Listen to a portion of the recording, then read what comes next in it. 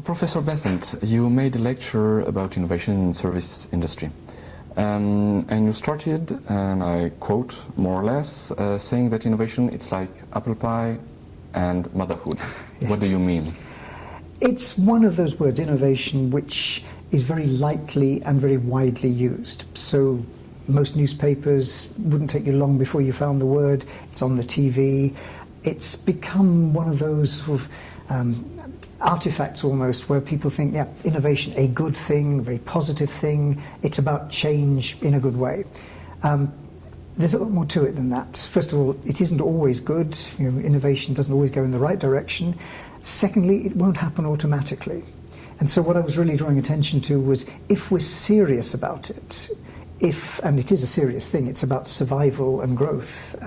If we don't change what we offer the world and how we create and deliver that, we may not survive. We certainly won't grow. In our public sector, we won't have the services that we desperately need. So in a sense, this is not a trivial question. And I guess what I was getting at was, we've got to be careful not to use the word too lightly, but rather to try and understand it and work with it to do something. One of the other points that you highlighted was now that users are a key actor in the innovation process. And one tool, internet, has appeared and seems to be, once again, a key success factor for some kind of innovation. Letting people inside and outside organizations to express themselves, share and find new ideas and build a process.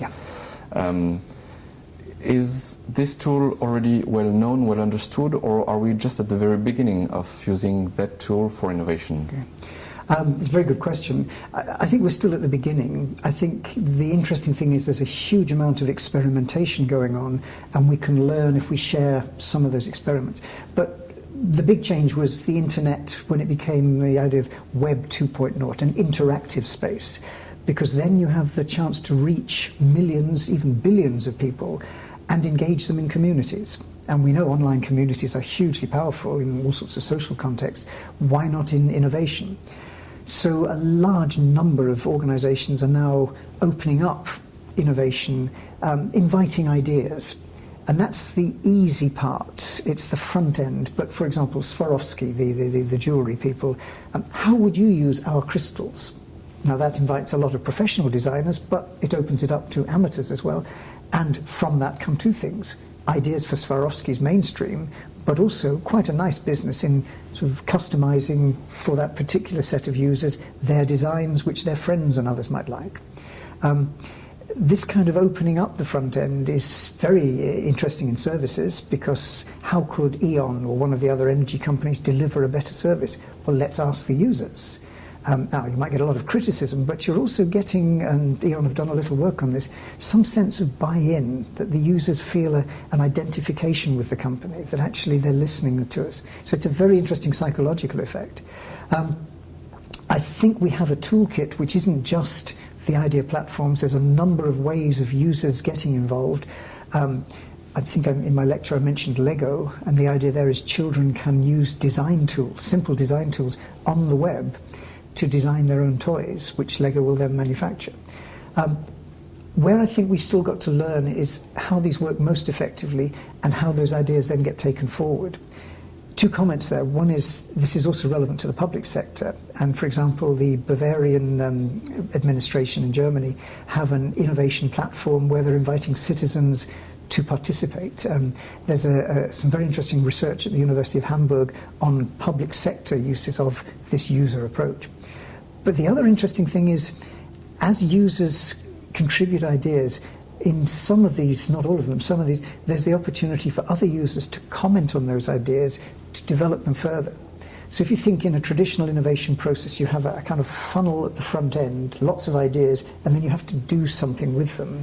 And those ideas are refined and added to and criticized. And what we need, and what we're beginning to get to with this opening up, is now users participating not just in the first idea, but in refining and carrying ideas forward.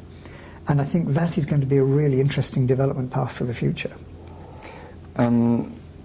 Is there a cultural bias somewhere in that feedback and process? I mean by that people have to get engaged. They have to express themselves. And so far, when people were asked, what do you want, or express yourself, criticism comes first, usually. Does it need a cultural change, or do you think that there might be some culture, Western Europe, Eastern Europe, or Eastern countries, Asian countries?